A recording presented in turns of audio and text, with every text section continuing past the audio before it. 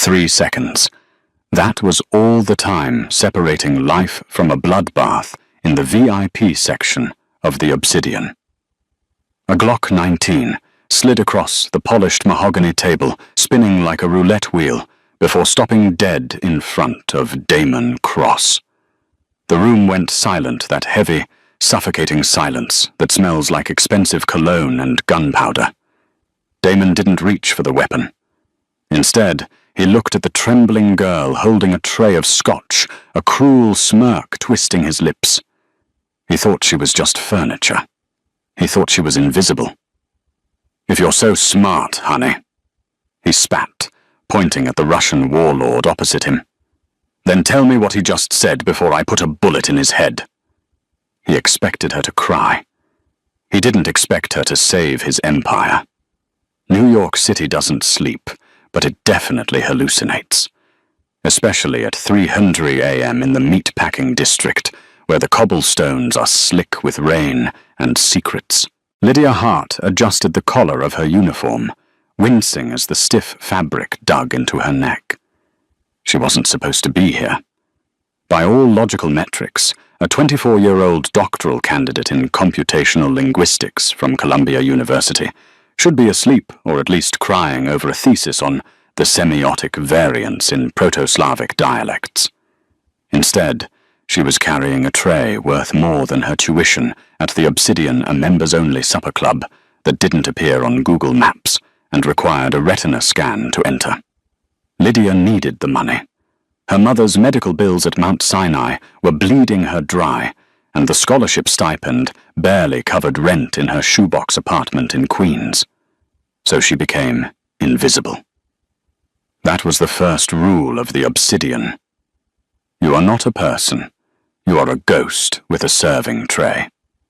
Table 4 needs a refresh. Top shelf. The Macallan, 1926. The floor manager, a nervous man named Arthur, who sweated through his suits, hissed at her. "And for God's sake, Hart, don't look them in the eye. Mr. Cross is in a mood." Damon Cross. Even the air conditioning seemed to drop 5 degrees when his name was spoken. The tabloids called him a venture capitalist and a shipping magnate. The FBI files, the ones Lydia's ex-boyfriend, a paralegal, had drunkenly hinted at, called him the capo di tutti I capi of the reorganized East Coast syndicate. He wasn't the old-school mobster eating spaghetti in a tracksuit. Damon Cross wore bespoke Tom Ford spoke with the diction of a senator and dismantled his enemies with the precision of a surgeon. Lydia took the crystal tumblers. Understood. She moved through the dimly lit room. The walls were lined with black velvet absorbing sound. It was designed for privacy, designed for conspiracy. At table 4, the atmosphere was toxic. Damon Cross sat at the head, his posture relaxed but coiled like a panther lounging on a tree branch. He was devastatingly handsome, in a sharp, terrifying way. Dark hair swept back, eyes the color of cold steel, and a scar cutting through his left eyebrow that ruined his perfection just enough to make him unforgettable. Opposite him sat 3 men who looked like they were carved out of granite. Russians, specifically the Bratva. The man in the middle, a bear of a human being with gold teeth and tattoos creeping up his neck, was yelling in a rapid-fire dialect that sounded like stones grinding together. Damon's translator, a sweaty little man named Peterson, was pale.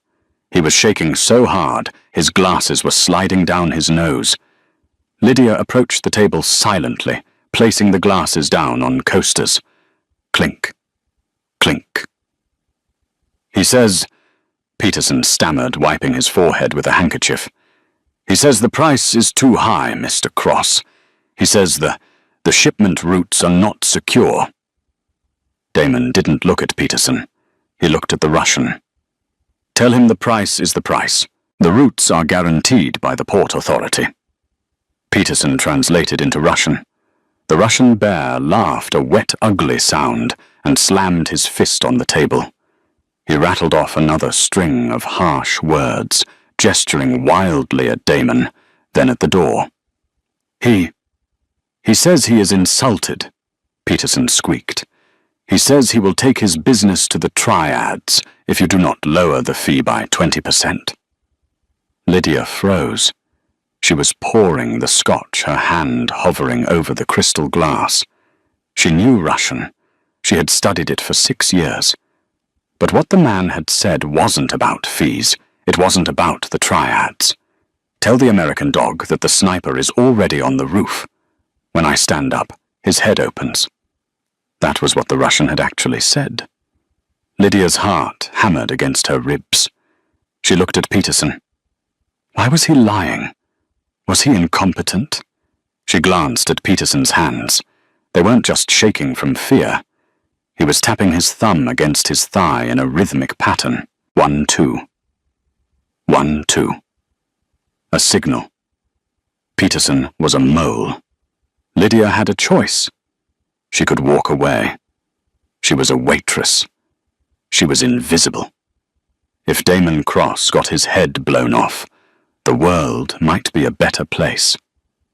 But if the shooting started, everyone in this room was collateral damage, including her. She finished pouring the scotch. She didn't move away. Damon Cross sighed, leaning forward to pick up his glass. He swirled the amber liquid, looking bored. 20%. Tell him I don't do discounts. The Russian grinned, showing the gold teeth. He placed his hands on the arms of his chair, bracing to stand up. The signal. Lydia's throat went dry. If he stood up, Damon died. And then the crossfire would kill her. Wait, Lydia whispered. It was quiet, but in the tension of the room it sounded like a gunshot. Every head at the table snapped toward her. The Russian looked confused. Peterson looked terrified. But Damon Cross looked amused. He turned his head slowly, his steel eyes locking onto hers. It felt like being scanned by a weapon system. Did the furniture just speak? Damon asked, his voice low and smooth, like velvet dragged over gravel. Arthur, the manager, materialized out of the shadows, looking like he was about to have a heart attack. Mr. Cross, I am so sorry. This girl is new. She's hot. Get back to the kitchen immediately. No, Damon said, raising a hand. He didn't break eye contact with Lydia. She has something to say, don't you, sweetheart? Lydia clutched the empty tray against her chest, like a shield. I just... Speak up, Damon commanded. The amusement vanished, replaced by a cold authority that made her knees weak. You interrupted a $10 million negotiation. It better be good. The Russian barked something in his native tongue, a derogatory comment about women that made Lydia's ears burn. Damon glanced at the Russian, then back to Lydia. He leaned back, spreading his arms. Well, we're waiting. The translation, Lydia said, her voice trembling but gaining strength. It's wrong. Peterson jumped out of his seat. This is preposterous. She's a waitress. What does she know? I have a master's degree from Yale. Damon looked at Peterson, then at the gun he kept holstered under his jacket. He pulled the weapon out, a matte black Glock, and slid it across the table. It spun and stopped, pointing vaguely at the Russian. If you're so smart, honey. Damon mocked, his eyes glittering with a dangerous challenge. Then translate it. Tell me what he just said before I put a bullet in his head. Or maybe yours. It was a test, a cruel, sadistic game. He didn't believe her. He just wanted to humiliate her before he fired her. Lydia looked at the gun. Then she looked at the Russian, whose smile had faltered. He didn't say the price was too high, Lydia said, her voice ringing clear in the silent room. And he didn't mention the triads. She switched to flawless Russian, the vowels rolling off her tongue with a perfect St. Petersburg accent. She looked directly at the Russian boss. I know about the sniper on the roof, Volkov. Sit down, or you will be the one who does not leave tonight." The Russian's face went white. He froze halfway out of his chair. Damon's eyes narrowed. He didn't understand the words, but he understood the reaction. The predator in him woke up. Lydia switched back to English, looking straight at Damon. He said, "Tell the American dog that the sniper is already on the roof. When I stand up, his head opens. Your translator is lying to you, Mr. Cross. He's setting you up for an execution." The silence that followed was absolute. Damon didn't look at Lydia anymore. He looked at Peterson. Peterson was sweating so profusely now that drops were hitting the table. "Mr. Cross, she's crazy. Damon moved faster than Lydia thought humanly possible. He didn't reach for the gun on the table. He reached for the steak knife on his plate. In one fluid motion, he pinned Peterson's hand to the mahogany wood. Peterson screamed a high-pitched wail that echoed off the velvet walls. The Russian boss, Volkov, reached for his jacket. "Don't," Damon said calmly, not even looking at him. Two shadows detached themselves from the corners of the room, Damon's bodyguards. They had submachine guns raised before Volkov could even twitch. Damon stood up. He adjusted his cufflinks. He looked at the Russian. "Sniper on the roof. That's rude, Nikolai. Very rude." He pulled out his phone and typed a single message. A moment later, a muffled thud was heard from the ceiling above them, followed by the vibration of a heavy body hitting the roof deck. "Problem solved," Damon said cold. "Now get out of my city before I peel the skin off your bones." Volkov, looking like he had seen a ghost, grabbed his men and fled. They didn't walk. They ran. Peterson was sobbing, pinned to the table. Damon ignored him. He turned slowly to Lydia. She was shaking. The adrenaline was crashing, leaving her lightheaded. She had just saved the life of the most dangerous man in New York. Damon stepped closer to her.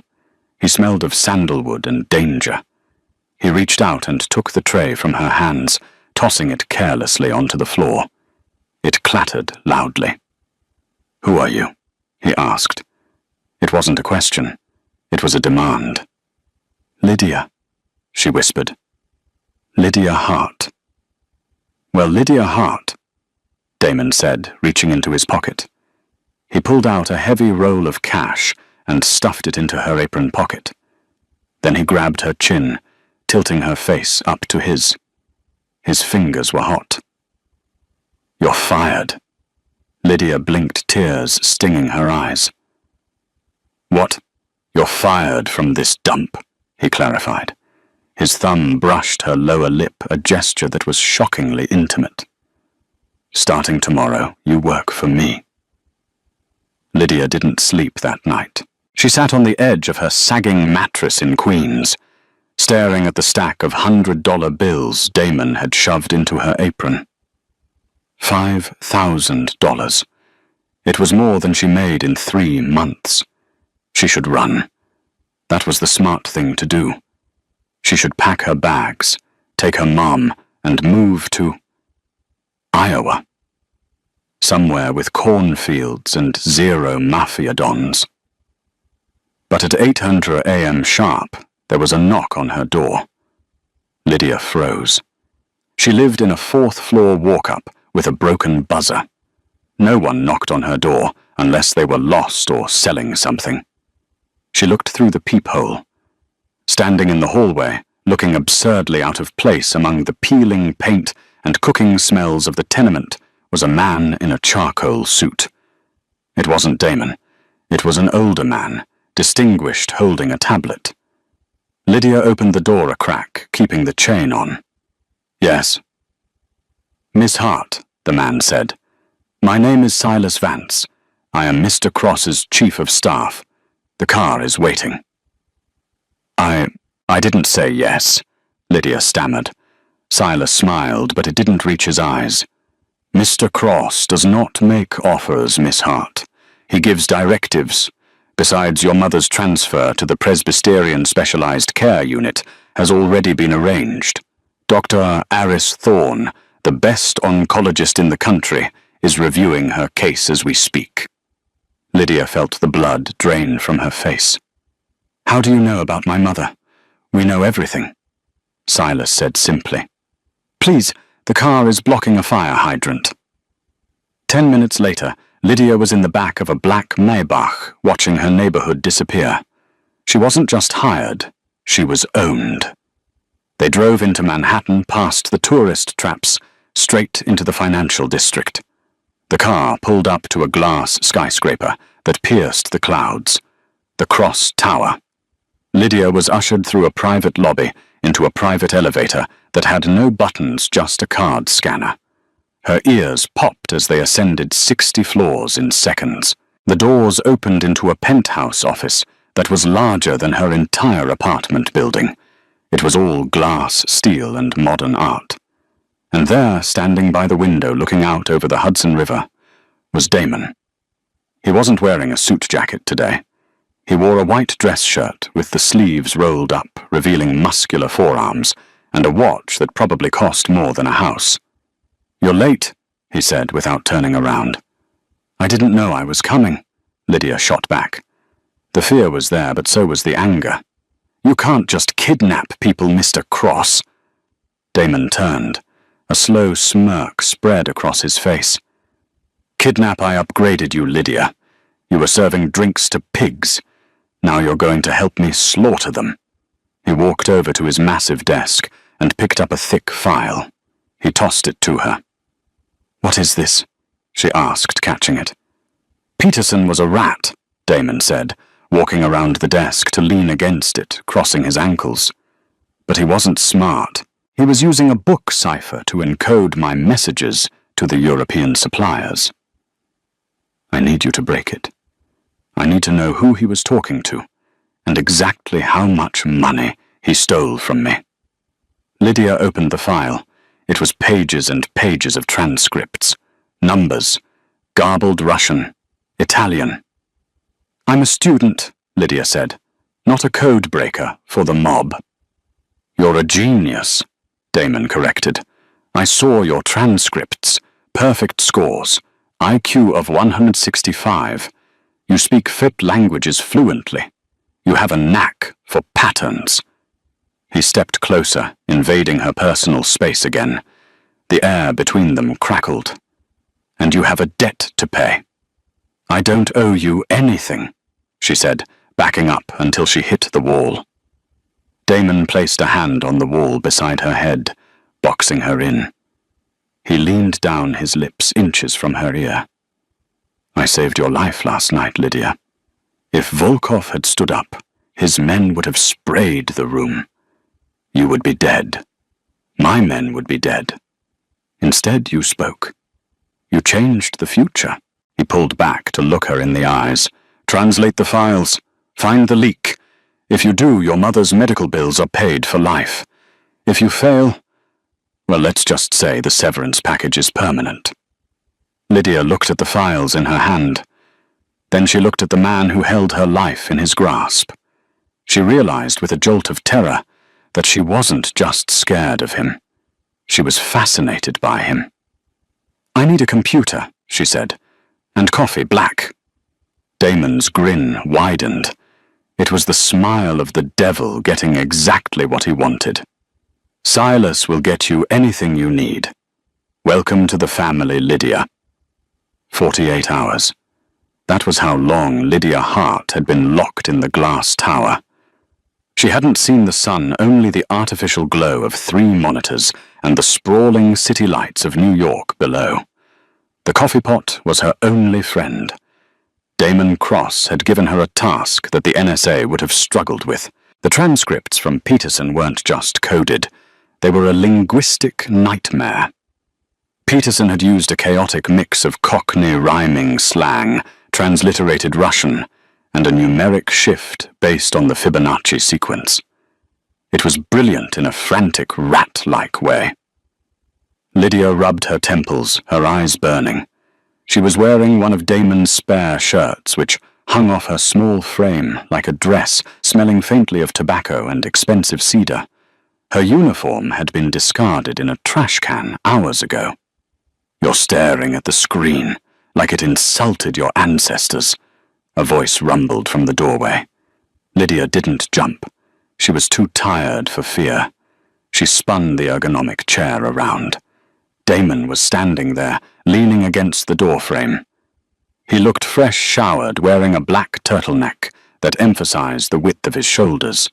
He held a plate of food steak, rare with asparagus. "It's not an insult," Lydia murmured, her voice raspy. "It's a riddle." Peterson wasn't just translating for the Russians. He was brokering a side deal.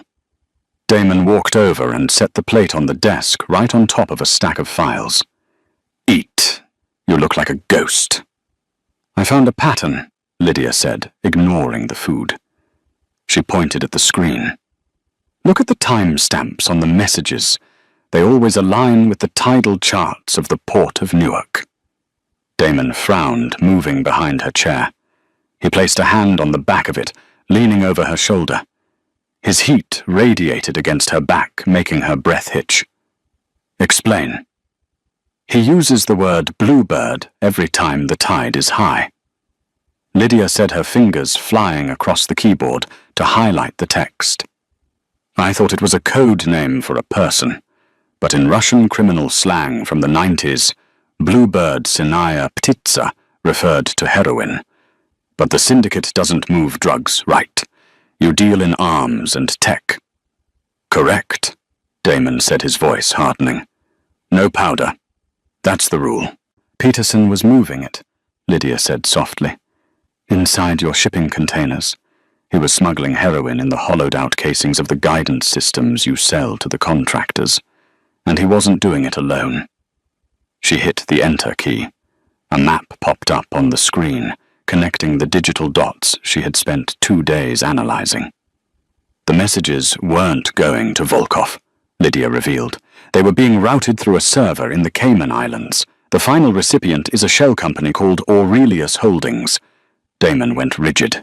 His hand tightened on the back of her chair, so hard the leather creaked. "Aurelius? You know them. It's not a them," Damon spat, standing up and pacing to the window. The city lights reflected in his cold eyes. "It's a him. Sebastian Cole. My godfather." Lydia froze. She knew the name.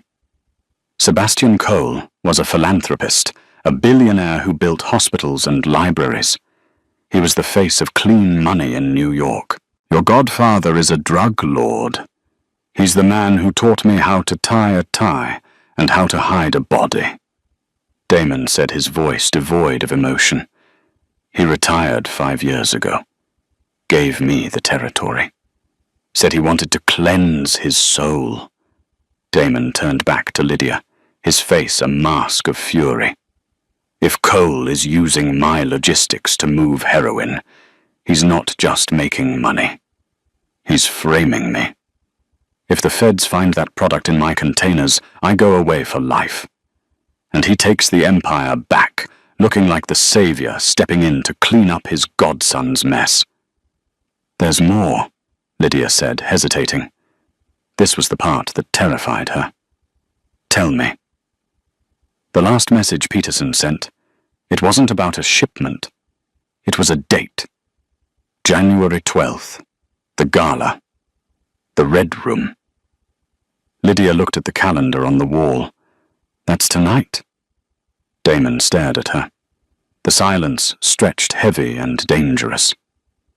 "The Metropolitan Museum Charity Gala," Damon realized. "Cole is hosting it.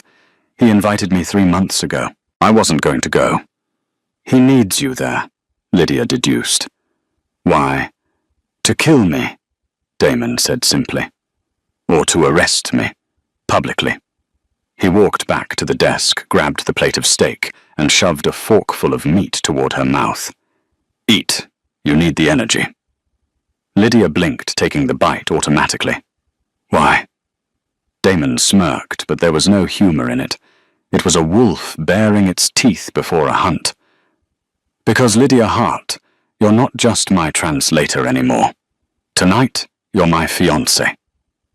The transformation was brutal and efficient. A team of 3 stylists descended on the penthouse suite like a tactical squad. Lydia was scrubbed, waxed, polished, and painted. There was no time for modesty. She was a mannequin being prepped for war. When they were finished, Lydia stood in front of the floor-to-ceiling mirror and didn't recognize the woman staring back. She wore a gown of liquid, midnight blue silk that clung to every curve before cascading to the floor. The back was entirely open, exposing her spine.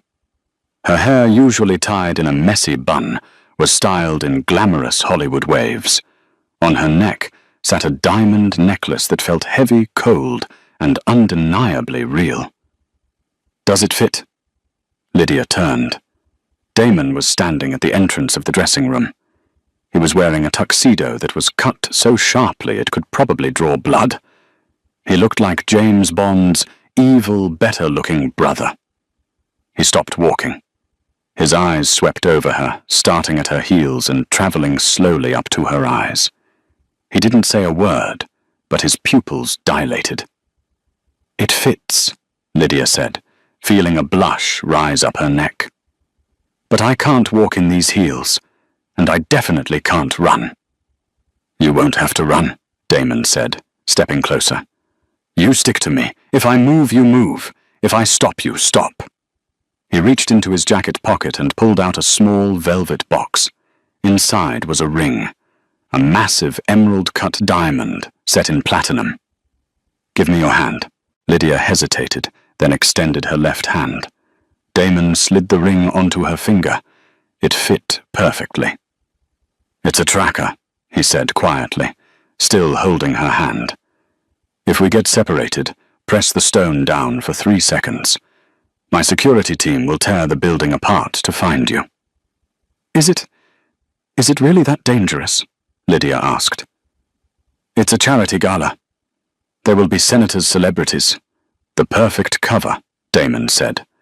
He lifted her hand and brushed his lips against her knuckles. The contact sent a jolt of electricity straight to Lydia's stomach. "Cole loves an audience. He won't try a hit on the dance floor. He'll try to get me alone." That's what the message meant. "The Red Room. It's a private lounge inside the exhibit." "So we avoid the Red Room," Lydia reasoned. "No." Damon corrected, his eyes dark. "We walk right into it, but we do it on my terms. I need you to listen, Lydia. Really listen. Cole speaks 4 languages, but he has a tell. When he's lying, he switches syntax structures. He uses passive voice. You catch him doing that, you squeeze my arm. Twice. And if he orders his men to kill us..." Damon reached behind his back and pulled out a small pearl-handled pistol. He lifted the slit of her dress and slid the gun into the garter on her thigh. The metal was cold against her skin. "Then you shoot," Damon said. "Aim for the center of mass. Don't close your eyes." He stepped back, offering his arm. "Ready to meet the family?" Lydia took a deep breath. She touched the diamond tracker on her finger, then the cold steel on her thigh. She was a doctoral student. She studied syntax and phonemes. Now she was walking into a seaman's den with the king of the jungle. "Ready," she lied. The Metropolitan Museum of Art was transformed. The Temple of Dendur was bathed in golden light, filled with the elite of New York. A string quartet played softly, competing with the hum of gossip and the clinking of champagne flutes. As Damon and Lydia entered, the room went quiet. It was the same silence from the club, but magnified. Hundreds of eyes turned to them. Damon Cross, the reclusive prince of the underworld, had arrived, and he had a woman on his arm. Cameras flashed a blinding staccato of light. Damon didn't blink. He placed a possessive hand on the small of Lydia's back, guiding her through the shark tank. "Smile," he whispered in her ear. "You adore me. I'm the love of your life." Lydia forced a smile, leaning into him. "You're an arrogant sociopath," she whispered back, beaming at a photographer. "And you're beautiful when you're terrified," he retorted, nodding at a senator. They moved through the crowd. Lydia's senses were on high alert. She was doing what she did best, analyzing data. She listened to the snippets of conversation around them. Stock drop. Cross is finished. Midnight announcement. "They know," Lydia murmured, not moving her lips. "People are whispering about an announcement at midnight. Something about your companies." "Cole's move," Damon said, tight-jawed. "He's going to announce the hostile takeover or the federal investigation. He wants to destroy my reputation before he destroys my body." "Damon!" A booming voice cut through the noise. Standing by the ancient Egyptian sandstone was a man who looked like a benevolent grandfather. Silver hair, a tuxedo with a red velvet cummerbund, and a smile that seemed too wide. Sebastian Cole. "Uncle," Damon said, stopping. He didn't extend his hand. Cole didn't seem to mind. He stepped forward, opening his arms. "I didn't think you'd come. And who is this stunning creature?" "Lydia," Damon said. "My fiancée." Cole's eyes flickered. Just for a microsecond. A tiny crack in the mask. Lydia saw it. He wasn't expecting Damon to bring anyone, let alone a witness. "Fiancé." Cole laughed, clapping Damon on the shoulder. "You work fast, boy. A pleasure, my dear, my." He took Lydia's hand and kissed it. His lips were dry. "I hope you know what you're getting into. This family. We have history." "I love history," Lydia said smoothly, keeping her voice light. "Damon tells me you taught him everything he knows." "Not everything," Cole said, his eyes locking onto Damon's. "Some things you have to learn the hard way. Damon, my boy, we have business. The Red Room, 10 minutes. "We'll be there," Damon said. "Alone," Cole added. "Family matters." "Lydia is family." Damon countered his voice, leaving no room for argument. "She comes or I leave." Cole paused. He looked at Lydia, assessing her. He clearly decided she was just a pretty ornament, nothing to worry about. "Very well. Bring the girl. Maybe she can learn something." Cole walked away, disappearing into the shadows of the exhibit. "He's nervous," Lydia whispered as soon as he was gone. He used the conditional tense when he said, "Maybe she can learn." And his hand, he was tapping his ring against his glass. Same rhythm as Peterson. "He's signaling his team," Damon said. "We have 10 minutes. Do you want to run?" "There's a service exit behind the sarcophagus." Lydia looked up at him. She saw the tension in his jaw, the way his eyes scanned the perimeter, constantly protecting her. For 2 days, she had seen the monster the world feared, but she had also seen the man who sat with her while she worked, who made sure she ate, who respected her mind. If she ran, he died. "I'm not running," Lydia said. "Let's go translate some lies." Damon looked at her with an intensity that made her knees weak. "If we survive this," he growled, "I'm going to buy you the entire museum." They walked toward the Red Room. It was a private viewing gallery draped in heavy crimson curtains, isolated from the rest of the gala. Inside, Sebastian Cole stood by a fireplace. He wasn't alone. 4 men stood in the corners of the room. They wore tuxedos, but they bulged in the wrong places. "Champagne?" Cole asked, gesturing to a bottle on the table. "Cut the act, Sebastian," Damon said, his voice echoing in the small room. "I know about Aurelius Holdings. I know about the heroin in the guidance systems." Cole's smile vanished. He sighed, looking disappointed. "You were always too clever for your own good, Damon. I tried to protect you. I tried to give you a clean way out. By framing me..." Damon stepped forward, shielding Lydia with his body. By retiring you, Cole snapped. You're soft, Damon. You're trying to legitimize the syndicate. You're turning us into a corporation. We are wolves, not accountants. The heroin, that is quick cash. That is power. And you were getting in the way. So you kill me, Damon said, and take it all back. I don't want to, Cole said, shrugging. But the board agrees. It's a necessary correction. Cole raised his hand. The 4 men in the corners reached into their jackets. Wait! Lydia screamed. It was the second time in 3 days she had stopped a murder with a word. Cole looked at her, annoyed. What? Lydia stepped out from behind Damon. Her heart was hammering so hard she thought it would explode, but her brain was icy cool. You can't kill him, Lydia said, her voice steady. Because if you do, the email I scheduled goes out to the FBI, the DEA, and the New York Times in exactly... She checked her watch. 3 minutes. Cole laughed. The dead man's switch a classic bluff, my dear. It's not a bluff, Lydia said. And it's not just the files. It's the decryption key for your offshore accounts in the Caymans. I broke the Fibonacci cipher, Sebastian.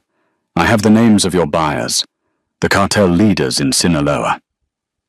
The triad connection in Hong Kong, I have it all. She switched to fluent Mandarin, quoting a message she had decoded hours ago. The bluebird flies at midnight, but the cage is made of gold. Cole's face went pale. That was a message he had sent personally to a triad leader only 6 hours ago. There was no way she could know that, unless she had total access. You... Cole pointed a shaking finger at her. Who is she? She's the smartest person in the room, Damon said, a dark pride in his voice. And she's right. Kill us, and you lose everything. Your money, your reputation, your freedom. You'll die in a federal prison. Cole hesitated. His eyes darted to his men, then to Damon. The certainty was gone. Call them off, Damon ordered, and sign the transfer of Aurelius Holdings to me. Tonight, right now. Or what? Cole sneered, though he looked like a cornered rat. Or Lydia presses send, Damon said. It was a standoff. The air crackled with violence. Suddenly, one of the guards behind Damon raised his gun. He wasn't waiting for Cole's order. He was a hired gun, and he was getting impatient. Damon down! Lydia screamed. She didn't think. She tackled Damon, shoving him hard. The gun went off. Bang! A vase shattered where Damon's head had been a second ago. Damon hit the floor and rolled the movement, practiced and fluid. He didn't reach for a gun. He reached for a knife concealed in his sleeve. He threw it. The blade buried itself in the shooter's throat. Chaos erupted. Kill them! Cole shrieked, diving behind the sofa. Lydia scrambled on the floor, the silk dress tearing. She reached for the garter, her fingers fumbling for the cold metal of the pistol Damon had given her. Another guard charged at her. He was huge, a mountain of muscle. He raised a boot to stomp on her. Bang! Bang! 2 shots rang out. The guard dropped like a stone, clutching his chest. Damon stood over Lydia, his smoking gun in hand. His face was a mask of pure, unadulterated rage. He wasn't looking at the man he shot. He was looking at the others. Anyone else touches her? Damon roared, his voice shaking the walls. And I will burn this entire city to the ground. The remaining 2 guards hesitated. They looked at their dead comrades. They looked at the demon in the tuxedo. They dropped their guns. Damon didn't relax. He kept his gun trained on the sofa where Cole was hiding. He reached down with his other hand and hauled Lydia to her feet. Are you hurt? He demanded, his eyes frantically scanning her for blood. I'm fine, Lydia gasped, adrenaline flooding her veins. I'm fine. Damon grabbed her face and kissed her hard, a bruising, desperate kiss that tasted of fear and survival. Then he pulled back, turning his attention to the sofa. "It's over, Sebastian," Damon called out. "Come out and sign the papers, or I let my fiancée finish the job." The silence in the red room was heavier than the gunshot had been. The smell of cordite, sharp and metallic, hung in the air, mixing with the scent of expensive perfume and the coppery tang of blood. Sebastian Cole, the man who had controlled the East Coast Underground for 30 years, sat slumped on the velvet sofa.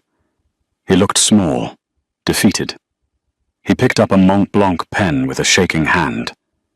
"You're making a mistake, Damon," Cole rasped, signing the document that transferred Aurelius Holdings and all its assets to a blind trust controlled by Damon. "You think you can just go legitimate? You think the Senate, the FBI, the IRS will just let you walk away because you bought a few hospitals?" "I'm not walking away," Damon said, holstering his weapon, but keeping his eyes fixed on the old man. "I'm evolving, something you refused to do." Lydia stood by the fireplace, her arms wrapped around herself.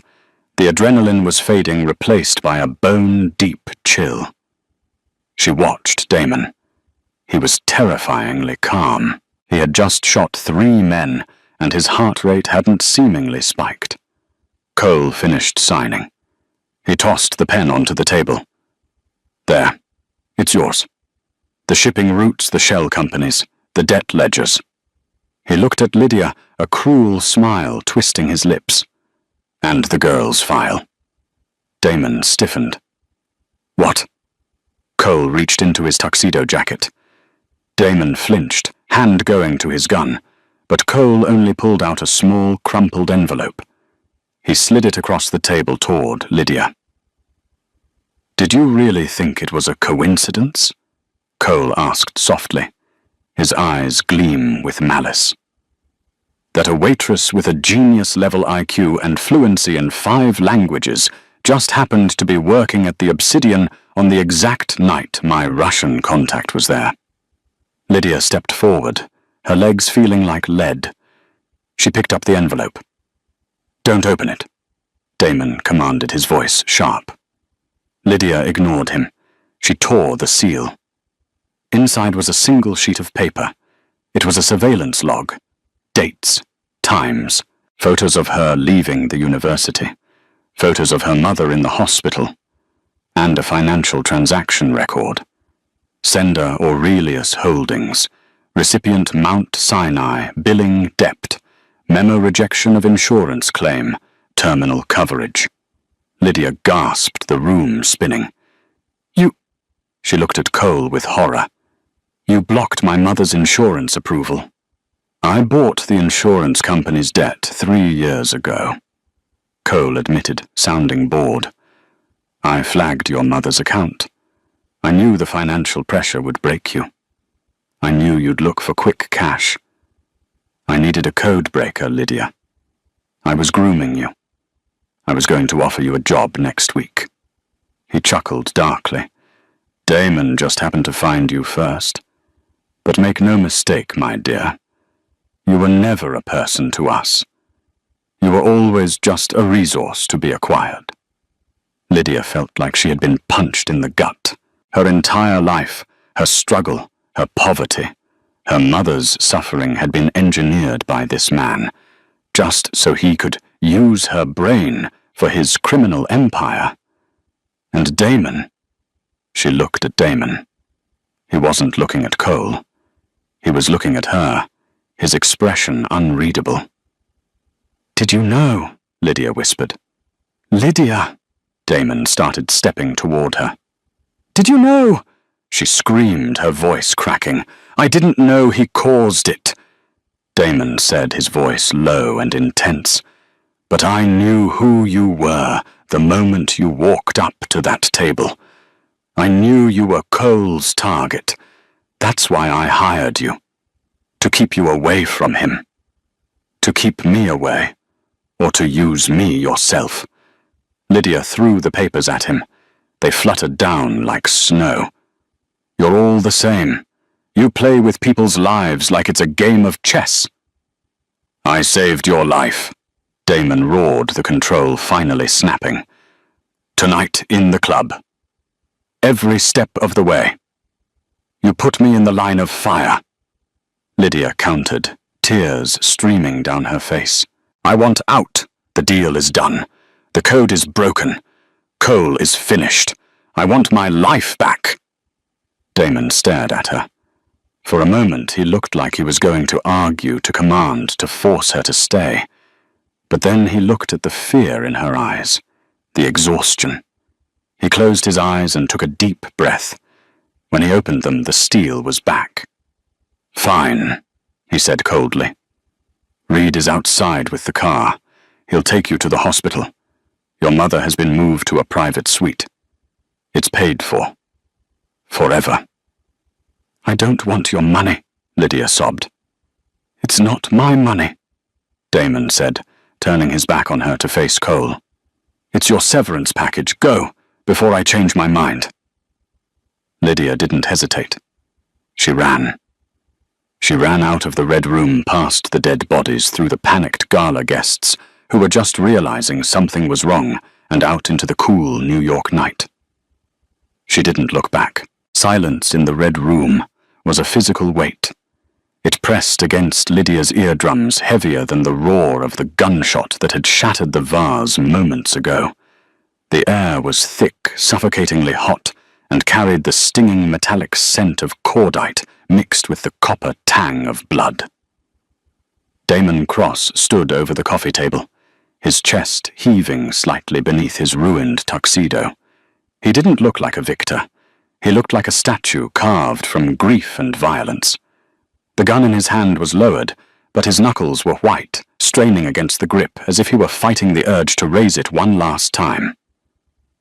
On the velvet sofa, Sebastian Cole looked small. The titan of the East Coast, the man who had terrified senators and dissolved unions with a whisper, was now just an old man with shaking hands. Sign it, Damon commanded. His voice was a low growl stripped of all the charm he had worn in the ballroom. Sign it and disappear, Sebastian. It's the only mercy you're going to get. Cole picked up the Mont Blanc pen. It clicked against the glass table, a tiny sound that echoed loudly in the stillness. He looked at the document transferring Aurelius Holdings to Damon's blind trust. It was the end of his reign. The end of 30 years of power. You think you've won?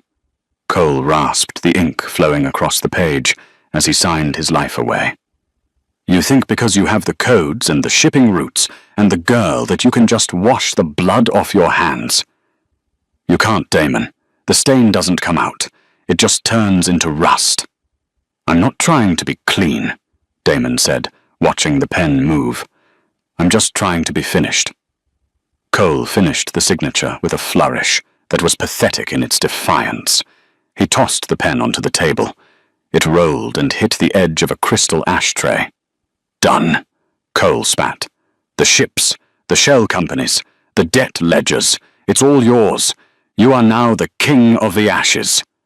Damon reached for the papers, his eyes cold. Get out. If I see you in New York after sunrise, I won't send a lawyer. I'll send a hearse. Cole stood up slowly, smoothing his jacket. He looked at the dead body of his guard, then at Damon, and finally his gaze landed on Lydia. A slow, cruel smile spread across his face, the smile of a man who knows he has one bullet left, and he doesn't need a gun to fire it. I will leave, Cole said softly, but I think there is one more asset we need to transfer. Full disclosure, as the accountants say. He reached into the inner pocket of his tuxedo. Damon's gun snapped up instantly, leveled at Cole's forehead. Don't. Relax, boy. Cole chuckled, the sound dry like dead leaves. No weapons, just a receipt. He pulled out a thick, cream-colored envelope sealed with red wax. He didn't give it to Damon. He slid it across the glass table, pushing it toward Lydia. Lydia was standing by the fireplace, shivering despite the heat. The adrenaline was crashing, leaving her nauseous. She looked at the envelope. It had her name on it. Lydia Hart, written in elegant calligraphy. "What is this?" she whispered. "The truth," Cole said. "Open it, unless you prefer to remain a pet." "Lydia, don't," Damon warned. His voice held a note of panic that Lydia had never heard before. He stepped toward her, reaching out to intercept the envelope. "Whatever is in there, it's a lie. He's trying to poison you." "Is it?" Cole countered. "Whatever is in that envelope, Damon, you paid for it. Indirectly, of course." Lydia looked at Damon. The fear in his eyes wasn't for himself. It was guilt. She snatched the envelope before Damon could touch it. Her fingers trembled as she broke the wax seal. Inside was a dossier. Not a thick one, just 3 pages. She pulled out the first page. It was a photocopy of an internal email from Aurelius Holdings dated 2 years ago. Subject, Candidate Recruitment. Project Cipher. Target, Lydia Hart, Doctoral Candidate, Columbia. Status Watch List. Lydia frowned. You were watching me 2 years ago." "Keep reading," Cole urged gently. Lydia turned the page. The second document was a financial directive. To Mount Sinai Hospital Billing Department. Rapid Claims Denials, Inc. Repatient, Martha Hart, Oncology. Instruction override standard approval.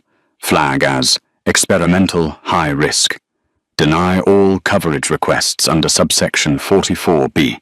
Initiate maximum debt collection protocol. Authorized by S. Cole. The room spun. The floor seemed to tilt beneath Lydia's feet. She couldn't breathe. The air in her lungs turned to glass. She remembered that day. The day the letter came. The day the insurance company said no. The day the doctor told her that without the $201,000 treatment, her mother would die in agony. That was the day Lydia had stopped sleeping. That was the day she had taken the extra shifts at the Obsidian.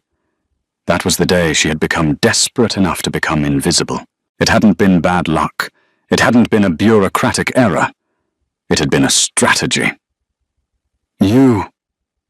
Lydia looked up, her vision blurring with hot tears. She looked at Cole with horror. "You blocked her treatment. You made her suffer for what? To break you," Cole said simply, as if discussing the weather. "I needed a code breaker who was brilliant but desperate. Someone with nothing to lose but everything to fight for. Happy people don't work for the Mafia, Lydia. Broken people do. I broke you so I could buy you. I was going to make you an offer next week. Damon just happened to find you first." Lydia let out a sound that was half sob, half scream. She felt violated in a way that was deeper than any physical wound. Her entire life, her mother's pain, her poverty. It was all just a line item in a ledger for these men. She turned to Damon. He was standing frozen, his face pale. He wasn't looking at Cole. He was looking at the papers in her hand. "Did you know?" Lydia asked. Her voice was barely a whisper, but it cut through the room like a razor. "Lydia!" Damon started taking a step forward. "Did you know?" she screamed, throwing the papers at him. They fluttered in the air, drifting down between them like white feathers. "I didn't know he caused it," Damon said rapidly, his intensity terrifying. "I swear to you. I didn't know he blocked the insurance." "But you knew who I was," Lydia accused, backing away from him.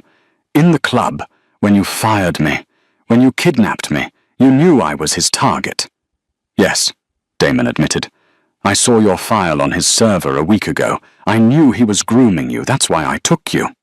To save me." Lydia laughed, a harsh, hysterical sound. "Or to steal me. You didn't hire me to protect me, Damon. You hired me because you wanted the asset before he got it. You're just like him. You just pay better."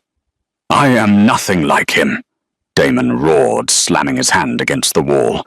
The sound made the remaining guards flinch. I saved your life tonight. I took a bullet for you. Does that mean nothing? You put me in front of the gun in the first place, Lydia cried, tears streaming down her face, ruining the makeup the stylists had spent hours applying. This dress, this ring, this game, it's all blood. It's all built on people like me, suffering so men like you can feel powerful. She ripped the diamond ring from her finger. It felt heavy, like a shackle. She threw it at him. It hit his chest and bounced off, clattering onto the floor next to the dead body. I'm done, Lydia said, her voice shaking, but resolute. I want out. The code is broken. The Empire is yours. I want my life back. Damon stared at the ring on the floor. Then he looked at Lydia. He saw the exhaustion in her posture. He saw the way she looked at him not with love or even fear anymore, but with revulsion. He could force her to stay. He had the power. He could lock her in the tower and keep her as his golden bird. But he remembered the way she had looked standing up to the Russian. He remembered her brilliance. If he caged her, he would destroy the very thing he admired. Damon's shoulders sagged. The fight drained out of him. Reed is outside, Damon said, his voice dead. The car is waiting. He'll take you to the hospital. Your mother has been moved to the private suite at Presbyterian. The account is fully funded. For life. I don't want your money, Lydia sobbed. It's not charity, Damon snapped, turning his back on her so she wouldn't see his face. It's a transaction. You did the work. You get the payment. Now go, before I change my mind. Lydia didn't hesitate. She didn't say goodbye. She turned and ran. She ran out of the red room, past the stunned caterers, through the gala, where the orchestra was still playing a waltz, oblivious to the tragedy that had just occurred. She burst out of the museum doors and into the cool, biting wind of the New York night. She was free. She was safe. She had saved her mother. But as she stood on the sidewalk, gasping for air, Lydia realized with a sinking heart that she had left the only part of herself that felt alive back in that room, standing amidst the wreckage of a broken kingdom. And that is the story of how a waitress brought the Mafia to its knees, not with a gun, but with a dictionary. It's a reminder that sometimes the most dangerous weapon in the room isn't the muscle, it's the mind. Damon thought he was the predator, but he ended up being the one captured. What did you think of Lydia's choice? Would you have forgiven Damon after finding out about the manipulation, or would you have taken the money and run? I honestly think she was crazy to go back. But maybe that's what love is, a little bit of madness. If you enjoyed this roller coaster of romance, danger, and justice, please smash that like button. It really helps the channel grow.